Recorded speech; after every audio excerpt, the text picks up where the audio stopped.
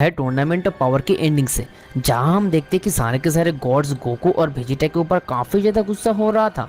Dam, हम लोग बहुत लकी थे, इसलिए इस बार हम लोग बच गए। पर अगर गोकू ऐसा कंटिन्यूअसली करते रहेगा तो इसमें कोई भी शक नहीं है कि वो लोग एक दिन जेनोसामा के साथ मिलकर सब कुछ डिस्ट्रॉय कर देगा।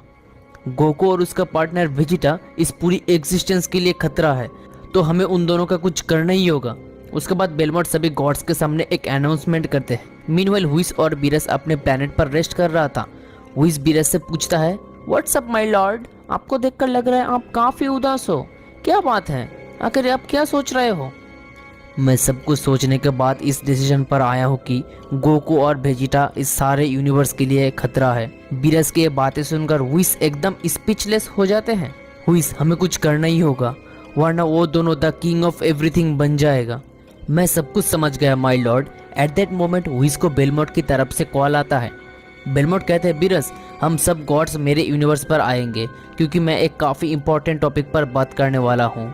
मैं तुम्हें सीधे सीधे बता देता हूँ, तुम्हारी यूनिवर्स का गोकू एंड वेजिटा वो दोनों सारे यूनिवर्स के लिए खतरा है। हाँ बेलमोट, मुझे भी कुछ देर पहले यही रियलाइज़ हुआ है, मैं अभी जाता हूँ। तो अब हुइस और बीरस यूनिवर्स 11 में चले जाते हैं, जहाँ सारे के सारे गॉड्स एक साथ मौजूद था। अभी आप लोग क्या करने जा रहे हो? जैसा कि हम सबको पता चल गया है कि गोकू और वेजिटा हमारे इस यूनिवर्स के लिए खतरा है, क्योंकि वो दोनों जेनोसामा के साथ मिलकर इस पूरी यूनिवर्स को डिस्ट्रॉय कर सकता है। ये सारे बातें सुनकर चंपा कहते हैं, हाँ ये बिल्कुल सच है, हमें कुछ न कुछ करना ही पड़ेगा, इससे पहले कि वो दोनों कुछ बुरा न कर दे। अगर हम कुछ करेंगे तो जेनोसामा हमें जान से मार देगा।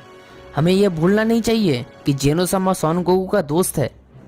तुम लोगों को इतना भी चिंता करने की बात नहीं है।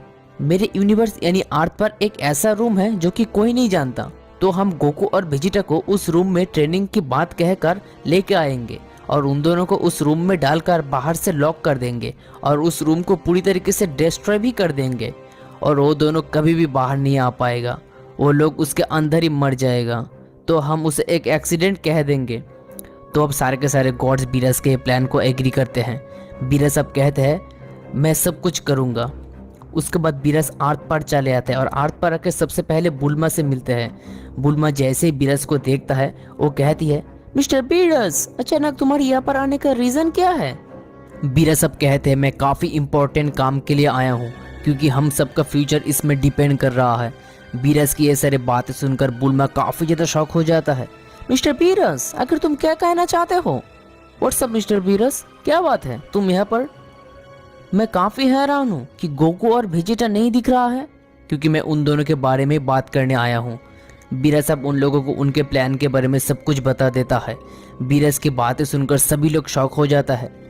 क्रिलिन कहते हैं, आप क्या कह रहे हो? गोकू और वेजिटा हमारा फ्रेंड्स है, हम उन्हें जानबूझकर खतरे में नहीं डाल सकते। हम पूरी कोशिश करेंगे ताकि गोकू और वेजिटा को बचा सके।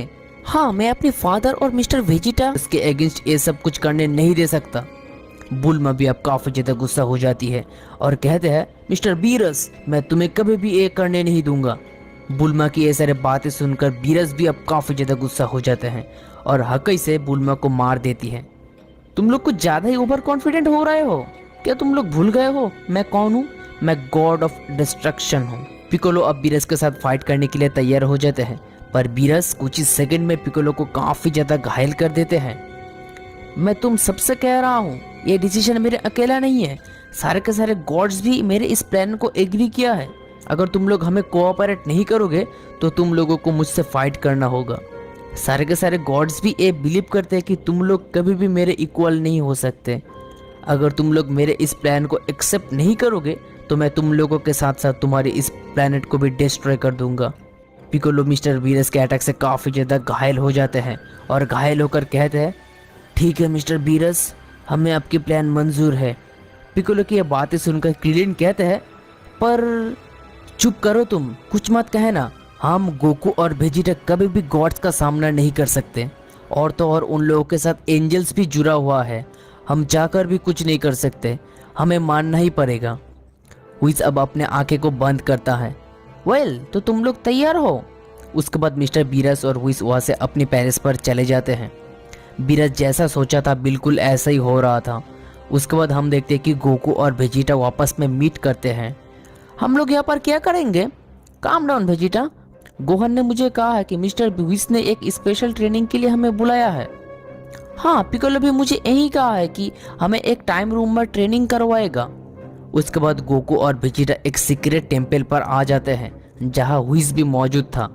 तो अब हुइस कहते हैं, मिस्टर बीरस मुझे कहा है ताकि मैं तुम दोनों को ट्रेनिंग कराऊं, क्योंकि एक और टूर्नामेंट बहुत ही जल्दी आ रहा है और हमें फोर्स किया गया है ताकि हम उस टूर्नामेंट में पार्टिसिपेट करें। गोकू जैसे हुइस की ये बात सुनता है वो काफ़ी ज़्यादा सरप्राइज हो जाता है और एक्साइटेड भी हो जाते हैं। डेंडे थोड़ा नर्वस होते हुए कहते हैं, मिस्टर हुइस, ये रूम पूरी तरीके से ट्रेनिंग के लिए तैयार हो चुका है। हेलो डेंडे, तुम काफ़ी अजीब लग रहे हो। वेजिटा को अब लगने लगता है कि कुछ न कुछ गड़बड़ तो जरूर है। तभी क्रीलिन टावर के पीछे से जंप करते हुए आकर कहते हैं, गोकू वेजिटा प्लीज उस रूम के अंदर मत जाओ, ये एक ट्रैप है। सारे के सारे गॉड्स तुम दोनों को मारना चाहते हैं। तुम दोनों जैसे उस रूम के अंदर जाओगे उस रूम को बाहर से लॉक कर देगा और उसे डिस्ट्रॉय भी कर देगा। क्रीलिन की ये बात सुनकर वेजिटा एकदम शॉक हो जाता है। मैंने जैसा सोचा था बिल्कुल ऐसा ही होने जा रहा था। मैं पहले ही फील कर पा रहा था कि कुछ न कुछ बुरा तो जरूर होने वाला है। मिस्टर बीरस आके हम लोगों को हुमकी देकर गया है कि अगर हम लोग उनकी बात नहीं मानेंगे वो हमारे प्लेनेट को डिस्ट्रॉय कर देगा, और इसी वजह से गोहन और पिकोलो तुम दोनों को यहाँ पर आने के लिए कहा है। और तो और बीरस बुल्मा को भी हकाई से मार दिया है। वेजिटा अब काफी ज्यादा गुस्सा हो जाता है। आखिर तुम क्या कह रहे हो? तभी वहाँ पर बीरस आ जाते हैं और कहते हैं, तुम्हारी इतनी बड़ी हिम्मत हो गया है, तुम मेरे बात को भूल गए मैंने क्या कहा था। तो अब बीरस अपने हकाई से क्रीलिन को बैनिश कर देता है। डैम यू, तुम्हारी इतनी बड़ी हिम्मत। गोकू और वेजिटा काफी ज्यादा गुस्सा हो जाता है और वो बीरस को अटैक करने के लिए जाते हैं। तभी बीरस उन दोनों को नॉकआउट कर देते हैं। 11 गॉड्स और उन लोगों का एंजल्स वहाँ पर आ जाते हैं। चंपा गोकू और वेजिटा को एक किक मारते हैं और कहते हैं, हे डेंडे, तुम जल्द से जल्द उन दोनों को एक टाइम चेम्बर में लॉक करो। तो अब गोकू और वेजिटा को एक टाइम रूम पर लॉक कर दिया जाता है। उसके बाद हम देखते हैं कि व्हीज कहते हैं, लॉर्ड बीरस, इमेजिन करो कि गोकू और वेजिटा उसकी पूरी पावर से इस रूम को तोड़कर बाहर आ गया, तब क्या होगा? सीरियसली ऐसा भी हो सकता है? बेलमोट कहता है, तुम लोगों को इतना भी चिंता करने की कोई बात नहीं है, हमारे एंजल्स इस प्रॉब्लम को सॉल्व कर देगा। उसके बाद 12 एंजल्स अपने अपने पावर को ट्रांसफर करते उस टाइम चेम्बर को स्ट्रॉन्ग करने के लिए, ताकि गोकू और वेजिटा कभी भी बाहर ना आ पाए। तो अब सारे के सारे एंजल्स की पावर कॉम्बाइन करके उस टाइम चेम्बर को लॉक कर दिया जाता है। भादुस कहती है, बहुत अच्छा, अब गोकू और वेजिटा कभी भी बाहर नहीं आ पाएगा, क्योंकि वो दोनों का पावर कभी भी हम 12 एंजल से ज़्यादा नहीं हो सकता। चंपा कहते हैं, तब तो हम लोग सेफ हैं। टाइम रूम में कुछ टाइम बीत जाते हैं, वो दोनों अब होश में आते हैं। डैम, हमें लॉक कर दिया गया है और बीरस ने बुल्मा को भी मार दिया है, इसका बदला मैं लेके रहूंगा मिस्टर बीरस।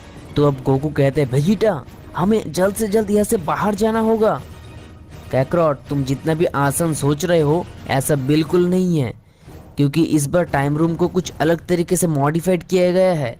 ये टाइम रूम पिछले बार जैसा बिल्कुल नहीं है कि हम लोग काफ़ी आसानी से उसे तोड़ देंगे, पर फिर भी हमें तो कोशिश करना ही होगा। हाँ, तुम एकदम सही कह रहे हो, हमें एटलीस्ट ट्राई तो करना ही चाहिए। गोकू और वेजिटा ब्लू ट्रांसफॉर्म को एक्टिव करते हैं।